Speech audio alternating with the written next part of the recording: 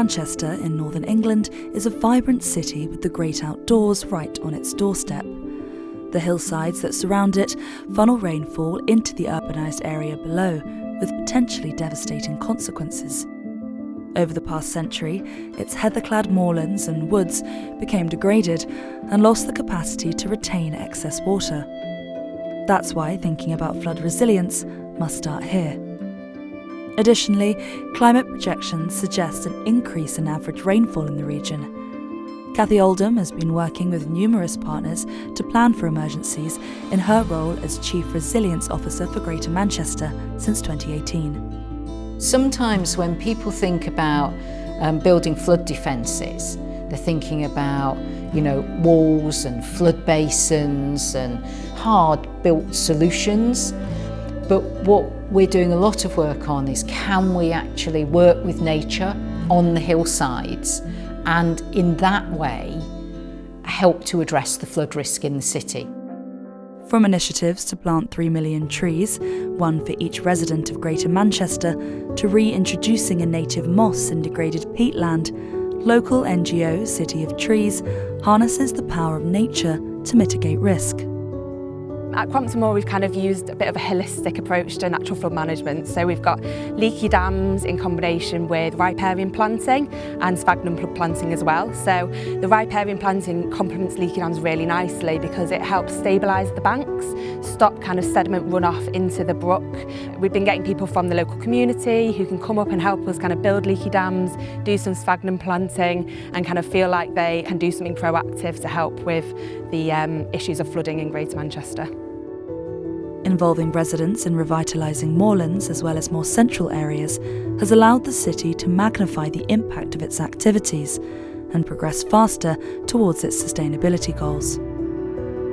There's been a lot of efforts to get resilience on the agenda. And that's really important, and that's where things like your strategies come in and your policies and all of that sort of thing. But I think in Greater Manchester we've been good at taking a ground-up approach. Resilience is everybody's business because everybody has a part to play. In West Gorton, a rapidly transforming area to the east of the city centre, a sponge park was developed in collaboration with residents. Here, green infrastructure has been put on par with the needs of the local community to show that water management can serve citizens on a daily basis, as well as reduce the impact of extreme weather events. There's no park really like this in Manchester. It was really special involving local residents in the design and creation of the park. They obviously have the knowledge of their own areas and they know what it needs.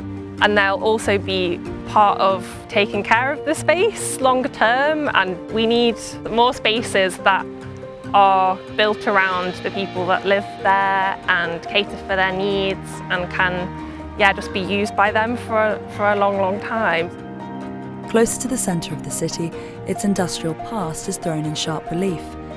The 3 rivers that enabled Manchester's industrial growth are often out of sight, running under concrete slabs or in narrow channels between buildings. Another major public infrastructure project called Mayfield Park was the first park to open in the densely built-up area in the last 100 years. It shows that living with water in highly urbanised zones is possible. Landscape architect Duncan Paybody of Studio Egret West designed a place that remains in touch with the city's past by repurposing Victorian industrial features in its layout and allowing wildlife to re-establish around the River Medlock. It has been left to flow more freely again, while acting as an attenuation point that can release pressure along the watercourse. When you go to the park now, all of that is very discreet, you just see a park. But when you look a bit closer, you can see that there's naturally a lower point next to the river that's creating the main sort of flood capacity, but actually the whole of the park creates a flood capacity of sorts, and we've designed it to accommodate all sorts of different scenarios, from the sort of day-to-day to the more kind of apocalyptic 1 in 100 year plus climate change scenarios, to make sure that as and when we come to developing around the park, all of those buildings and homes are going to be safe from that, and the park basically functions as a way of dealing with those climatic issues that we're going to encounter more and more. While planning for the worst scenarios is a necessary part of the process, What makes Manchester stand out is its ability to see water as an amenity rather than a threat. We cannot achieve the best outcomes working by ourselves. It's a lot of people working together to say, how do we design and manage our infrastructure in a way that not only supports the ambitions of the city, but thinks about resilience as we do it.